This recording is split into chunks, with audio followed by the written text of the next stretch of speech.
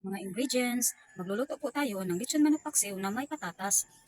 Tara guys, una magpainit tayo ng mantika. Unang igigisa natin ang sibuyas.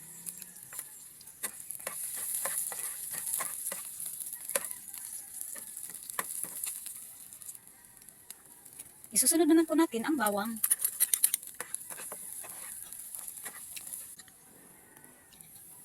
Lechon manok po.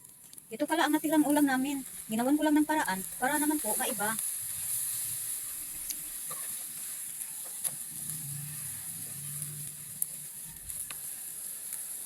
Lagyan po natin ng patis.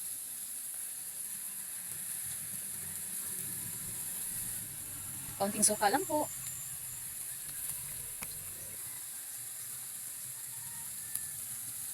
Pampalasa. Hindi ko na pala nilagyan ng asin mga guys. Pamintang powder.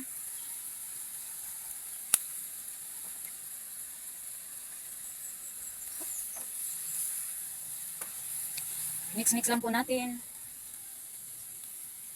Maglagay po tayo ng isang tasang tubig.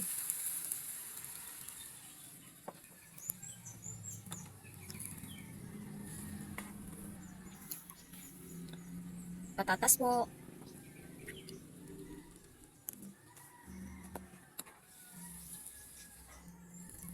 Mix-mix lang po natin.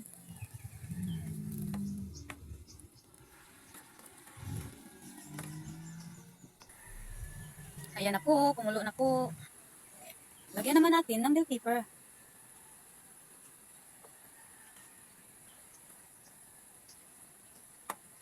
Naaamoy ko na po.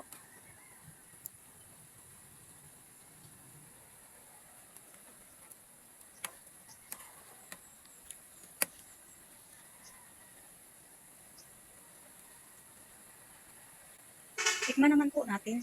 Sakto lang po ang lasa mga guys. Ayan na, luto na po. Ready to serve na. Thank you for watching.